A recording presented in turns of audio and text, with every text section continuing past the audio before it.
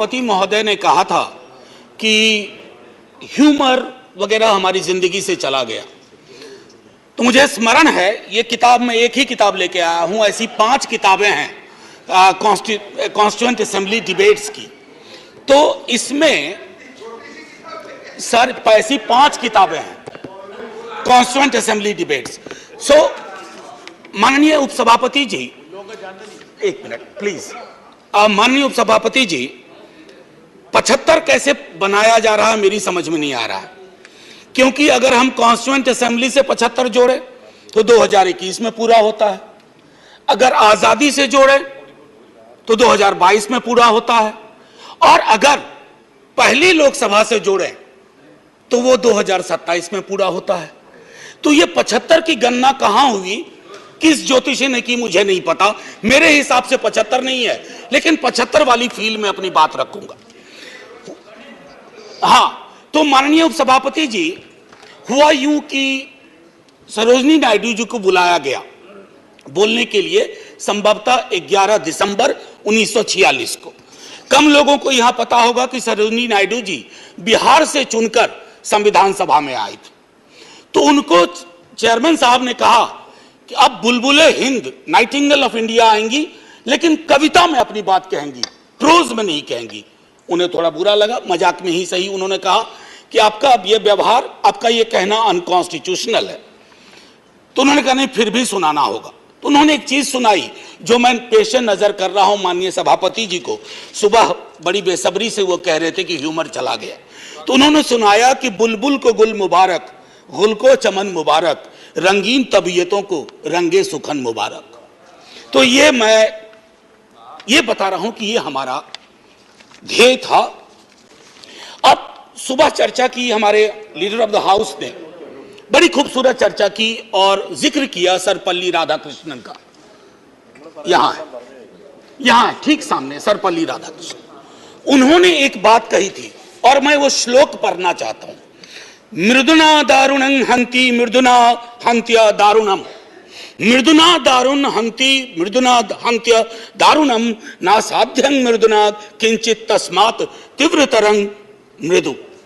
इसका आशय यह है माननीय सभापति, उपसभापति जी, कि अग्रेशन से, अग्रेसिव बिहेवियर से आप चीजें हासिल नहीं कर सकते। इस देश में मेरे विद्वान साथियों ने उधर से उपलब्धियां गिनाई, हमारे कुछ विद्वान साथियों ने यहां से कमियां गिनाई। मैं दोनों के बीच में चुनौतियां गिनाना चाहता हूं। चुनौतियों की वजह से आज हम यहां हैं, और सिर्फ हम ही नहीं हैं, 140 करोड़ लोगों का यह भवन है, चाहे नया वाला हो या पुराना वाला हो।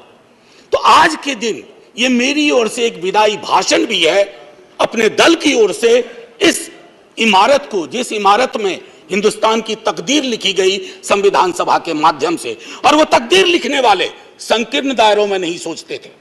मैं उस पर आऊंगा थोड़ा 2 मिनट के बाद। माननीय सभापति जी,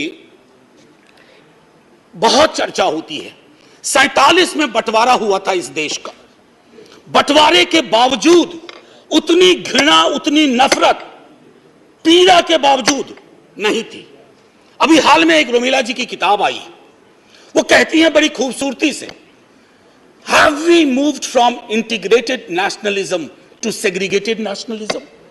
क्या हम एकीकृत राष्ट्रवाद से एक विभाजित, विखंडित राष्ट्रवाद की ओर बढ़ रहे हैं? क्योंकि यह इमारत, इसकी बुनियाद मेलजोल पे है, इसकी बुनियाद में बंटवारे के बावजूद बंटवारा नहीं हुआ। तो मैं हाथ जोड़ के विनती करूंगा, सरकार जरूर बनाइए, अगला चुनाव भी लड़ेंगे, खूब दिल से लड़ेंगे, इंडिया भी रहेगा, भारत भी रहेगा, कोई में से एक चॉइस नहीं है, क्योंकि हमको इंडिया भारत करके जम्बू द्वीप तक नहीं जाना है। मैं सिर्फ इतना कहूंगा कि वो जो मेलजोल की सीमेंट है, उसका खात्मा हो रहा है, उसको बचाइए। माननीय सभापति जी, मैं 2 व्यक्तियों के मध्य में अपनी कुछ बात रखना चाहता हूं। संविधान सभा में ऑब्जेक्टिव रेजोल्यूशन जवाहरलाल जी लेके आए, और संविधान सभा में जब ड्राफ्ट सबमिट हुआ तो BR अंबेडकर ने वो ड्राफ्ट सबमिट किया। तो मैं सिर्फ कहता हूं, ऑब्जेक्टिव रेजोल्यूशन में बहुत सारी बातें थी ये प्रस्तावना के बारे में, सॉवरेन डेमोक्रेटिक रिपब्लिक के बारे में काफी कुछ बोल चुके हैं, सॉवरेनिटी गिरवी ना चली जाए, मौलिक अधिकारों के बारे में।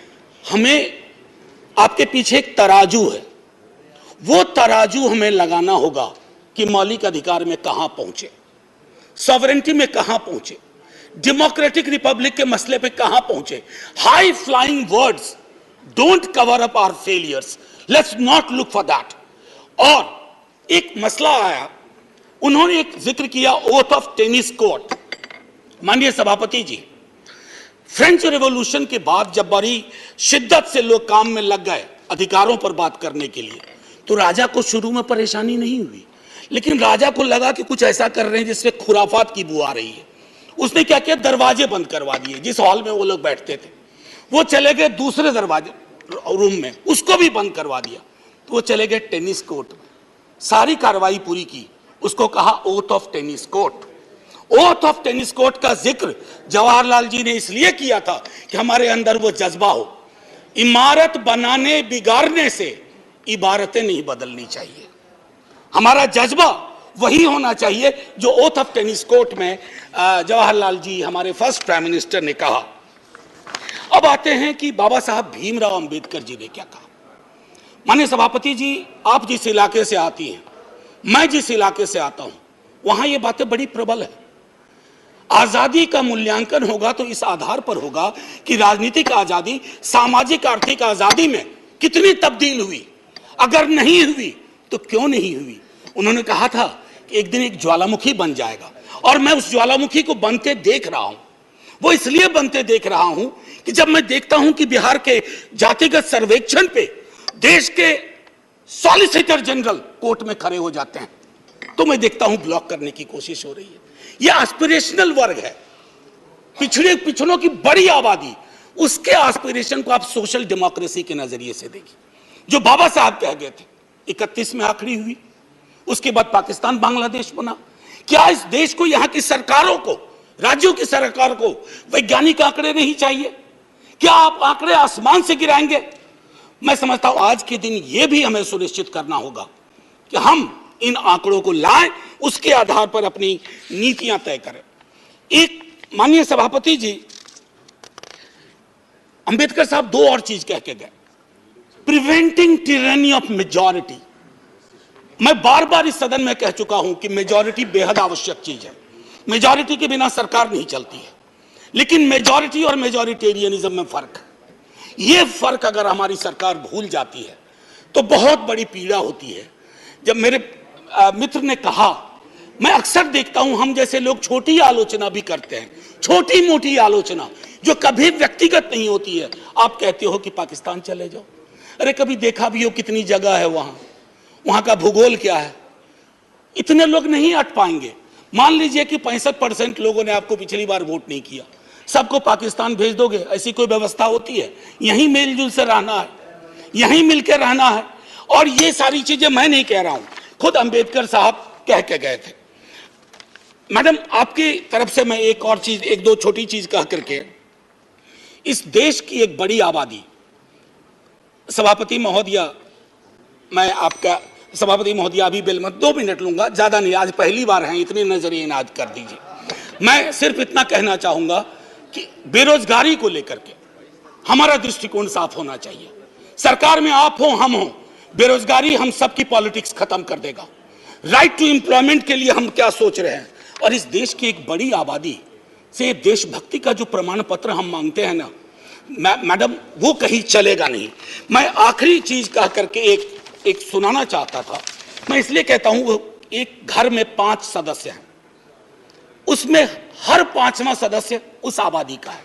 अगर उस घर में उस 5वें सदस्य को आप एलिनेट करेंगे, दूर करेंगे, घर कभी महफूज नहीं रह सकता। और आखिरी में मैं साहिर को जाता हूं और वहीं खत्म कर दूंगा, आपको घंटी बजाने की जरूरत नहीं पड़ती। आओ कि आज गौर करें इस सवाल पर, देखे थे हमने वो हंसी ख्वाब क्या हुए। दौलत बढ़ी तो मुल्क में अफलास क्यों बढ़ा, खुशहाली अवाम के असबाब क्या हुए। जो अपने साथ साथ चले कुएदार तक, वो दोस्त वो रफीक वो अहबाब क्या हुए। क्या मोल लग रहा है शहीदों के खून का, क्या मोल लग रहा है शहीदों के खून का, मरते थे जिन पे हम वो सजाए याब क्या हुए। बेकस बरहनगी को कफन तक नहीं नसीब, वो वादा आए अतलसों के मुखाब क्या हुए। जमहूरियत नवाज बशर दोस्त अमन ख्वाह, खुद को जो खुद दिए थे वो अलकाब क्या हुए। मजहब का रोग आज भी क्यों लाइलाज है, मजहब का रोग आज भी क्यों लाइलाज है, वो नुस्खा हाय नादिर नायाब क्या हुए। हर कूचा शोला जा रहे हर शहर कत्लगाह, यकजहती हयात के आदाब क्या हुए।